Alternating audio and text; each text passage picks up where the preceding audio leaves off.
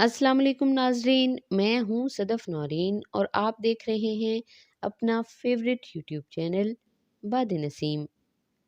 ناظرین گرامی، انسانی جسم لاتعداد خلیات یعنی سیلز کا مجموعہ ہوتا ہے۔ اسی طرح ہمارے جسم کا ہر ایک سیل ایک مالیکیول پر مشتمل ہوتا ہے جسے ڈی این اے کہا جاتا ہے۔ کسی بھی انسان کا وہ مخصوص جینیاتی کوڈ ہے جس کے ذریعے اس کے بارے میں معلومات حاصل کی جا سکتی ہیں، اور یہ معلومات اس کی ظاہری شکل و صورت، زندگی، تاریخ اور شناخت پر مشتمل ہوتی ہیں۔ قدرت کا کرشمہ ہے کہ اس دنیا میں ہر انسان کا ڈی این اے دوسرے انسان سے یکسر مختلف ہے۔ ڈی این اے میں انسان کے بارے میں بنیادی معلومات ہوتی ہیں، مثلا اس کی جنس، بالوں کا رنگ، آنکھوں کا رنگ اور جسمانی ساخت وغیرہ۔ اس کے علاوہ اس انسان کو کون کون سی بیماریاں لاحق ہونے کے امکانات ہیں، یہ بھی اس کے ڈی این اے سے معلوم کیا جا سکتا ہے۔ جس شخص کا بھی ڈی این اے کا ٹیسٹ مقصود ہو، اس کا بال، خون، ہڈی اور گوشت یا ان میں سے کسی ایک چیز کا نمونہ لیا جاتا ہے۔ سب سے پہلے انسانی خلیے میں سے ڈی این اے الگ کیا جاتا ہے اور پھر پولیمریز چین ری ایکشن نامی طریقے کی مدد سے اس ڈی این اے کے کثیر نقول بنا لی جاتی ہیں۔ ان نقول کی مدد سے ڈی این اے کی جانچ بہتر طریقے سے ہو سکتی ہے۔ ڈی این اے کو جانچنے کے بعد D N a finger print بنایا جاتا ہے۔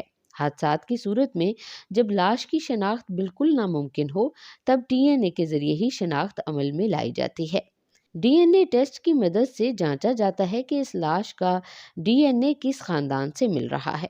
ڈی این اے میں موجود جینیٹک کوڈ کو تقابلی جانچ سے معلوم کیا جا سکتا ہے کہ دونوں اشخاص میں کوئی خونی رشتہ ہے یا نہیں۔ اسی لیے جھلسی ہوئی یا ناقابل شناخت لاشوں کے ڈی این اے نمونے لے کر دعوے دار لواحقین کے نمونوں سے ملائے جاتے ہیں۔ اگر جینیٹک کوڈ ایک جیسے ہوں تو خونی رشتہ ثابت ہو جاتا ہے اور لاش لواحقین کے حوالے کر دی جاتی ہے۔ ڈی این اے ٹیسٹ اگر درست طریقے سے انجام دیا جائے تو اس کے بعد ابہام کی گنجائش نہیں ہوتی اور اسے حتمی سمجھا جاتا ہے۔ اگر یہ جاننا ہو کہ کسی شخص کے حقیقی والدین کون ہیں تو اس انسان کا ولدیت کا دعویٰ کرنے والوں کے ساتھ ڈی این اے میں میچ کر کے دیکھا جاتا ہے۔ اگر دونوں کے ڈی این اے میں مماثلت ہو تو ولدیت کا دعویٰ درست قرار پاتا ہے۔ یہ مماثلت 50% ڈی این اے میچ کرنے کے بعد ثابت ہو سکتی ہے۔ ڈی این اے کی مدد سے مجرم کی شناخت بھی آسانی سے کی جا سکتی ہے۔ اگر جائے وقوع سے مجرم کا بائیولوجیکل نمونہ ملے تو اس کا ڈی این اے حاصل کر کے مکمل رپورٹ مرتب کر لی جاتی ہے۔ اس ڈی این اے کو اس خاص کیس میں نامزد ملزمان کے ڈی این اے سے میچ کر کے مجرم کی نشاندہی کی جا سکتی ہے۔ ڈی این اے ٹیسٹ کا دنیا میں پہلی مرتبہ پروفیسر جیفریز نے 1986 میں ایک جرم کی تحقیقات کے دوران استعمال کیا تھا۔ پروفیسر جیفریز نے ایک چھوٹے سے گاؤں میں 1983 اور 86 میں ہونے والے زیادتی اور قتل کے 2 ملزمان کی انگلیوں کے نشانات کے ذریعے ڈی این اے ٹیسٹ کیا تھا۔ اس ٹیسٹ کے ذریعے سے نہ صرف دونوں جرائم کے آپس میں تعلق کا علم ہوا اور اصل ملزم پکڑا گیا، بلکہ ایک معصوم شخص بھی بچ گیا جسے قتل کے الزام میں پولیس نے پکڑ رکھا تھا۔ تحقیقاتی ادارے مختلف جرائم خصوصاً زیادتی، قتل اور دیگر کیسز میں اکثر و بیشتر ڈی این اے ٹیسٹ پر انحصار کرتے ہیں، جس کے لیے بالوں، خون، ہڈیوں اور گوشت کے نمونے لیے جاتے ہیں، جبکہ انگلیوں کے نشانات کے ذریعے بھی ڈی این اے ٹیسٹ کیا جا سکتا ہے۔ ڈی این اے ٹیسٹ کے دوران جینیاتی کوڈ کے تقابلی جانچ پڑتال سے اس بات کا پتہ لگایا جا سکتا ہے کہ 2 اشخاص میں کوئی خونی رشتہ ہے یا نہیں۔ خصوصاً ولدیت کی تصدیق یا زیادتی کے کیس میں ڈی این اے ٹیسٹ کو خصوصی اہمیت حاصل ہے۔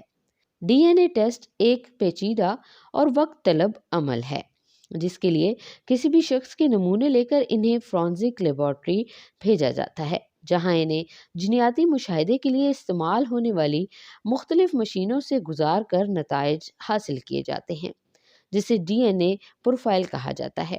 اگر کسی خاندان میں کوئی مخصوص بیماری ہو تو ڈی این اے ٹیسٹ کی مدد سے معلوم کیا جا سکتا ہے کہ آئندہ بچے میں بھی یہ بیماری ہوگی یا نہیں۔ اگر کوئی اپنے آباء و اجداد کے متعلق معلومات حاصل کرنا چاہے تو وہ بھی ڈی این اے ٹیسٹ کے ذریعے ممکن ہے۔ कुछ अरसा कबल एक मंसूबे के तहत इंसानी नस्लों की माजी में की गई हिजरत के बारे में जानने के लिए इसी तरीके को इस्तेमाल किया गया था। नाज़रीन ग्रामी, आज की वीडियो में बस इतना ही। वीडियो अगर आपको पसंद आई है तो इसे लाइक और शेयर कर दीजिए। अगर हमारे चैनल पर नए हैं तो सब्सक्राइब करना हरगिज़ मत भूलिएगा। आपसे मिलेंगे अगली वीडियो में, तब तक के लिए हमें इजाज़त दीजिए। अल्लाह हाफ़िज़।